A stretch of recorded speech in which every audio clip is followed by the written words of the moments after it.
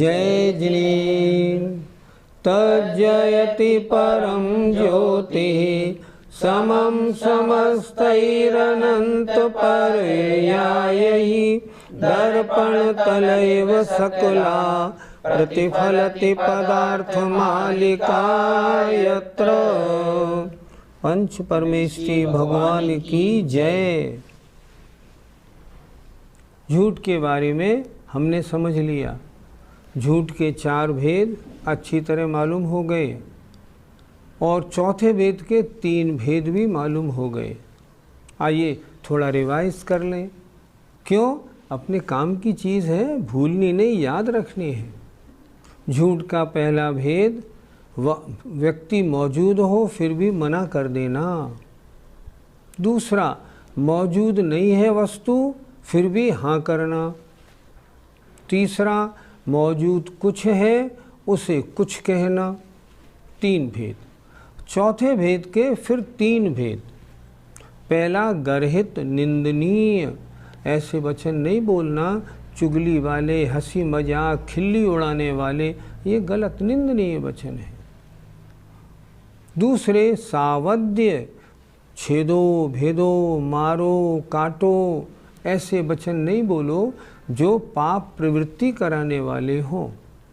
और एक, अप्रिय, जो वैर करा दें, झगड़ा करा दें, साथ साथ रहने वालों को अलग अलग करा दें, ऐसे वचन बोलना, ये सब झूठ में आता है। ज़रा सोचें, दिन में कितनी बार हम और आप ऐसे वचन बोलते हैं? सोचिए। ये अपने आत्मा के उत्थान के तरीके हैं। जब तक हम समझेंगे नहीं झूठ क्या है, छोड़ेंगे कैसे? इसलिए अपने में लगाइए, मैं इस तरह के वचन दिन में कितनी बार बोलता हूँ। और यदि कहीं बोलना पड़े, बोल भी जाए ना, तुरंत महसूस करिए है तो गलत। पुरुषार्थ सिद्धिपाय में पढ़ा था, इससे पाप लगता है। अब आगे आचार्य कह रहे हैं, किसी ने प्रश्न किया होगा ये सारे श्लोक क्यों लिखे जाते हैं कि जो शिष्य बैठे होते हैं वो प्रश्न करते हैं तो आचार्य तत्संबंधी श्लोक बना देते हैं। उन्होंने किसी शिष्य ने पूछा, भगवान इसमें झूठ पाप लगता है या हिंसा भी लगती है? तो आचार्य ने श्लोक बनाया। देखें, सर्वस्मिन्नप्यस्मिन् प्रमत्तयोगैकहेतु कथनं यत् तत्सद्वचनेऽपि तस्मात् नियतं हिंसा समवसरति। पहली पंक्ति है सर्वस्मिन्नप्यस्मिन्। इस पंक्ति को तोड़ दें, जरा संधि विच्छेद कर दें। सर्वस्मिन् अपि अस्मिन्। अस्मिन् माने इन सभी वचनों में भी। सर्वस्मिन् अपि अस्मिन्, इन सभी वचनों में भी।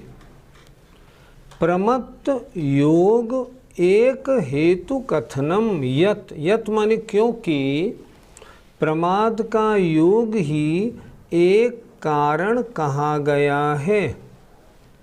एक एक शब्द समझना है।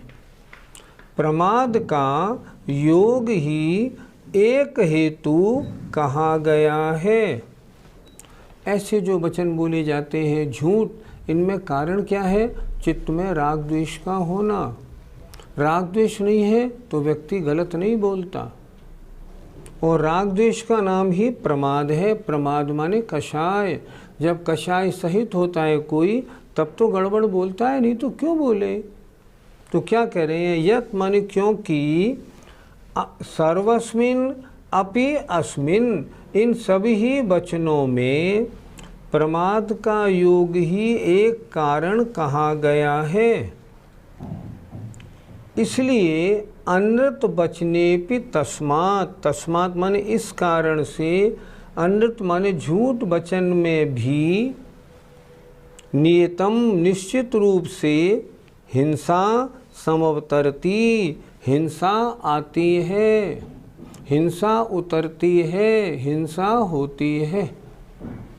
झूठ बोलेंगे, सामने वाले का दिल दुखेगा और आप भी राग द्वेष के बस होकर बोलेंगे, आपको भी हिंसा लगी और सामने वाले को कष्ट हुआ, उसको भी पीड़ा हुई।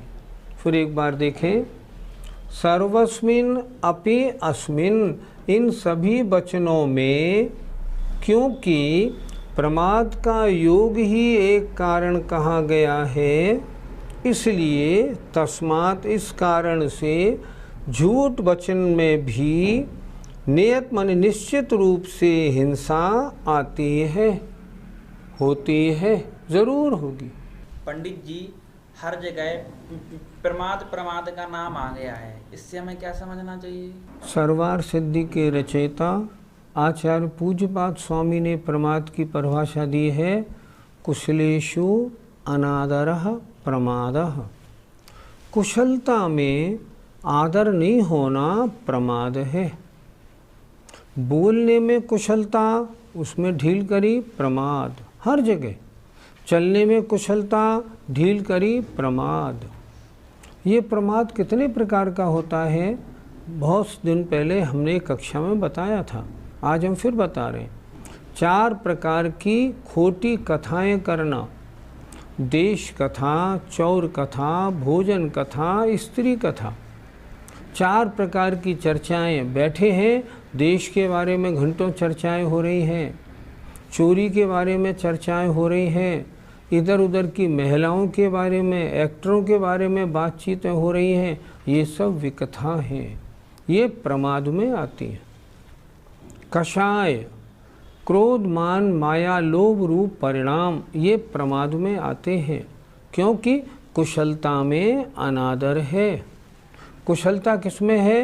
क्रोध मान माया लोभ रूप परिणाम नहीं होने देना। 5 इंद्रियों के विषय, ये भी कुशलता नहीं है। 5 इंद्रियों के विषयों में लगना, ये भी प्रमाद है। इसके अलावा सोना, निद्रा और प्रणय माने स्नेह राग भाव होना, 15 प्रकार का प्रमाद होता है। हम जब भी कोई झूठ वचन बोलेंगे ना, तो इनमें कोई ना कोई प्रमाद, एक ना एक कारण ज़रूर होगा। आपने अपने लाभ के लिए बोला तो लोभ कषाय सामने आ गई। आपने घमंड की वजह से बोला, मान कषाय सामने आ गई। बिना प्रमाद के गलत वचन हो ही नहीं सकता। आचार्यों के वाक्य ऐसे हैं, उन्हें हिला नहीं सकते हम। जो लिखा है वो ही मानना है। अतः जब भी झूठ होगा ना, प्रमाद सहित होने पर ही होगा। इसलिए आचार्य ने स्पष्ट कर दिया, इन सारे वचनों में जितने झूठ वचनों का वर्णन हमने किया है, प्रमाद का योग ही एकमात्र कारण है। इसलिए जहाँ जहाँ झूठ बोलोगे, हिंसा पहले आएगी। इसलिए झूठ बोलने वाला हिंसा भी करता है, ये सिद्ध होता है। पंडित जी, अगर हम देश में होने वाले अच्छे बुरे कार्यों की चर्चा करें तो इसमें क्या बुराई है? आपका कहना ये है, ये देश कथा या राज कथा जो है, इसको विकथा में क्यों लिया? समझें, अगर ये कथाएं आप नहीं करते तो आप क्या करते? किसी धार्मिक स्वाध्याय वगैरह में लगे होते। आपने मनुष्य जीवन का वो आधा घंटा या 1 घंटा तो वेस्ट कर दिया और पाप और कमाया। अच्छा, आपकी चर्चा करने से कुछ हो गया क्या? बड़ा अजूबा लगता है जब ट्रेन में जाओ ना, तो जितने लोग बैठे होते हैं ना, सब एक दूसरे पे आक्षेप करते हैं। एक किसी पार्टी का, एक किसी पार्टी का, बीजेपी वाला कांग्रेस पे, कांग्रेस वाला बीजेपी पे, और अगर 2 विरोधी मिल जाए ना तो खूब लड़ाई हो जाती है अच्छी खासी। सोचें, क्या है ये? समय का सदुपयोग है, दुरुपयोग? इतने समय तक आपने पुण्य बंद किया या पाप बंद किया। अगर इतने समय तक आप अपने घर से कोई जीवन कथा ले जाते और रास्ते भर पढ़ते हुए जाते, किन्हीं महाराज के प्रवचन ले जाते और स्वाध्याय करते हुए जाते, तो अच्छे रहते कि नहीं रहते। प्रमाद की क्या परिभाषा दी? कुशलेषु अनादरः, आत्मा की कुशलता में अनादर होना।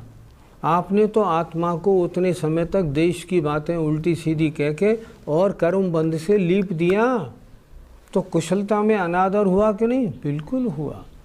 जो वृत्ति होगा, ज्ञानी होगा, समझदार होगा, वो तो हमेशा मौन रखता है, सुनता भी नहीं इन बातों को, अपने काम में लगा रहता है। ये सब पराये काम हैं, अपने काम नहीं। भैया कब तक इन कामों में हम और आप लगे रहेंगे? सोचो, क्या सारा जीवन यूं ही गुजारना है? कब तक लगे रहेंगे? नहीं, हमें नहीं लगना, अनंत काल से लगे रहे हैं।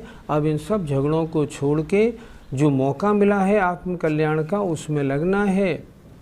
बस में, ट्रेन में सफ़र करें, रास्ते भर पुस्तक पढ़ें, महाराजों के खूब प्रवचन आ रहे हैं, उनको ले जाएं, पढ़ें, देखें क्या लिखा है इसमें। क्षमा सागर जी महाराज की पुस्तक है कर्म कैसे करें, पढ़िए तो सही। आपके जीवन के हर एक्शन को कंट्रोल करने वाली किताब है।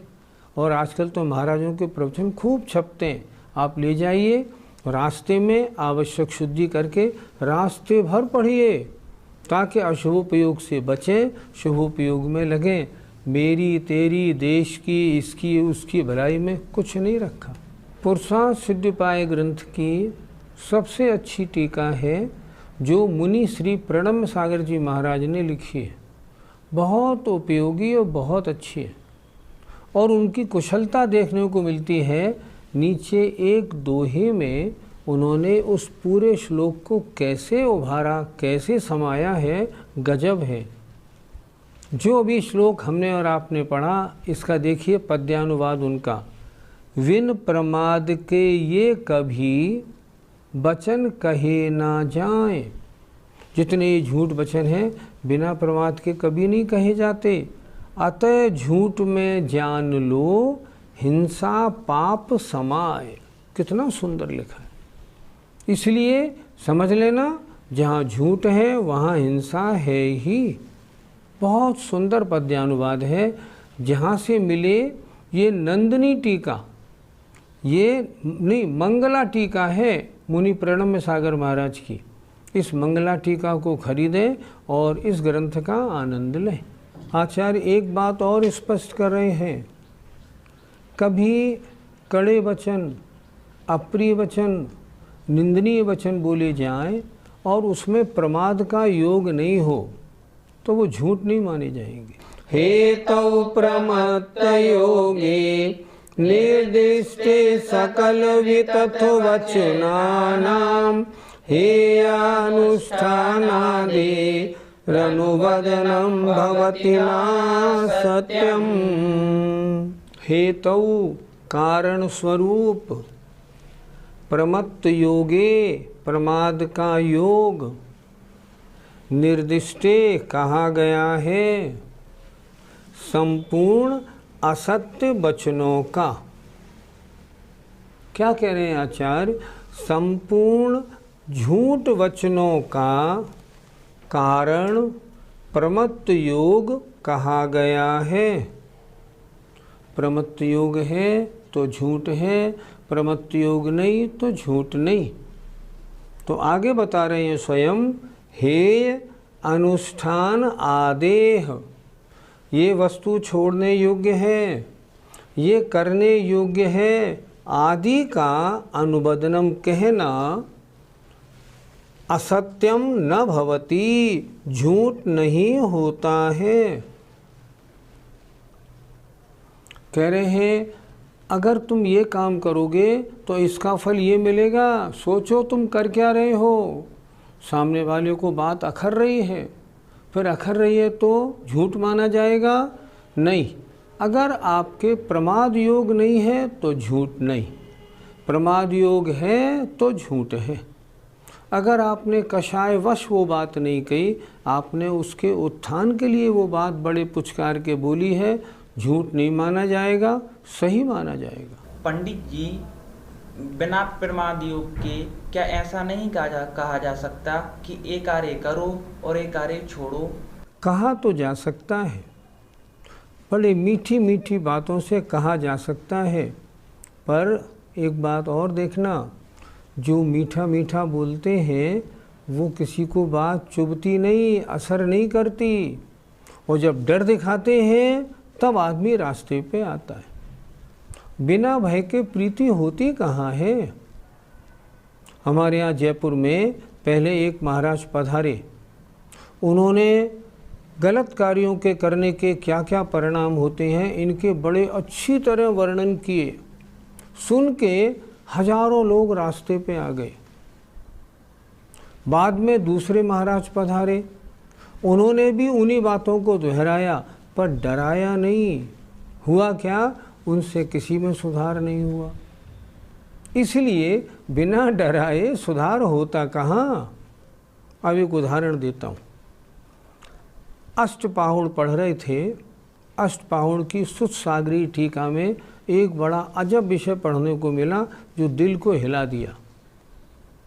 उन्होंने क्या लिखा, हम लोगों में आज भी बहुत से लोग ऐसे हैं जो जैन धर्म के भगवान के अलावा अन्य और भगवानों की, देवताओं की पूजा पाठ करते हैं, या जैन देवताओं की भी पूजा पाठ करते हैं।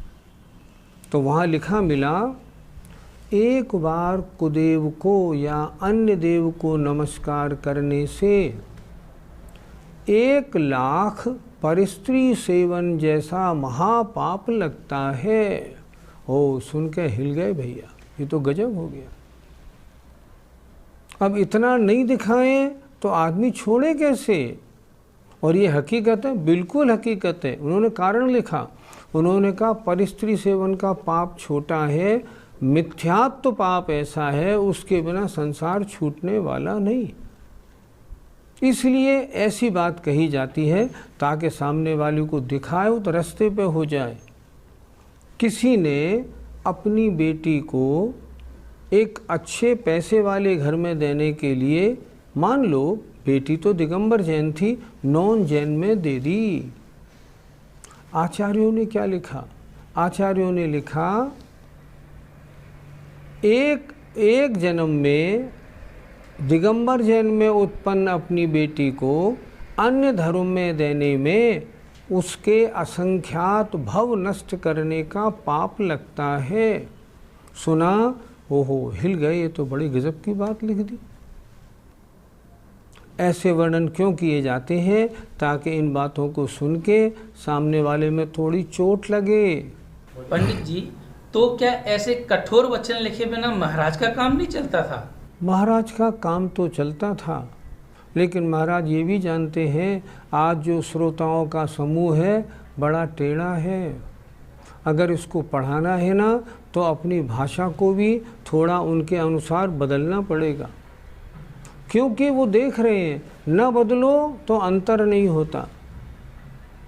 एक छोटी सी बात, उस दिन एक महाराज कह रहे थे, जो लोग, ध्यान से सुनिएगा, जो लोग अपने घरों में कुत्ते रखते हैं, बिल्ली पालते हैं, उनके निश्चित नरक आयु का बंद होता है।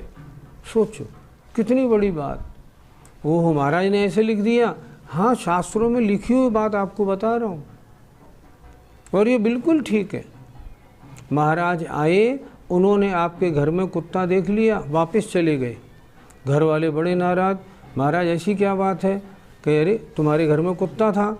महाराज कुत्ते से क्या हुआ? कुत्ता तो हम कुत्ते को अपने घर के समान मानते हैं, हमारा बच्चा है, वो तो हमारे यहाँ बहुत इतने वर्षों से है, तुम्हारे यहाँ तो है, लेकिन इससे घर में कितनी अशुद्धि होती है। ऐसे घरों में जाने का विधान नहीं। लोगों को आज तरह तरह का व्यवहार करने लगे, इसलिए लोगों को अगर कोई बात कहें तो बुरी लगती है। अभी उस दिन एक महाराज बहुत अच्छी तरह कह रहे थे, वो कह रहे थे ब्यूटी पार्लर का व्यापार अगर किसी व्यक्ति ने शुरू कर लिया है तो वो मुनि महाराज को आहार देने योग्य नहीं है। सोचिए आप, क्या उसे आपने नाई बना दिया? अरे नाई जैसा व्यापार करेंगे तो क्या नाई नहीं माने जाएंगे? उन्होंने बिल्कुल ठीक कहा मुनि महाराज ने। उन्होंने कहा तुम्हारे यहाँ ऐसा है, मैं तुम्हारे यहाँ आहार लेने नहीं आऊँगा। उन सज्जन को बहुत बुरा लगा। अब लगे तो लगो, लेकिन बात तो कहनी पड़ेगी। किसी के शरीर में सफ़ेद दाग हों और सफ़ेद दाग वाले से महाराज आहार नहीं लेते। विधानों में वो इंद्र वगैरह नहीं बनता, दूर बैठ के पूजा कर सकता है, ऐसा विधान बताया है। अगर उसको बुरा लगे तो लगो, आगम की मर्यादा ऐसी है, आप क्या कर सकते हो बताओ? जो आगम की मर्यादा है वो तो बतानी पड़ेगी कि अगर आप ऐसा करते हैं तो नहीं करेंगे। किसी ने पर बिरादरी शादी कर ली है, महाराज आहार नहीं लेते, वो कहते हैं तुम जाति शंकर हो गए, जात से बाहर निकलो। अरे अगर ऐसा न करें तो फिर इन चीज़ों पे कंट्रोल कैसे लगेगा? इसलिए यद्यपि उनके चित्त में राग द्वेष नहीं है, लेकिन व्यवस्थाएं तो बनानी पड़ती हैं। इसलिए ये छोड़ने योग्य है, ये करने योग्य है। इन बातों का व्याख्यान देने में अगर मुनि महाराज को कुछ कड़े शब्दों का प्रयोग करना पड़े तो वो झूठ नहीं कहलाएंगे। क्यों? उनके प्रमाद का योग नहीं है। वो तो चाहते हैं सामने वाले का कल्याण हो। इसलिए इन चीज़ों को, इनका नियम लो, इनको छोड़ो। इन सब चीज़ों का जो कथन मुनि महाराज करते हैं वो कथन उनका उचित है, झूठ में नहीं आता। जय जिनेंद्र।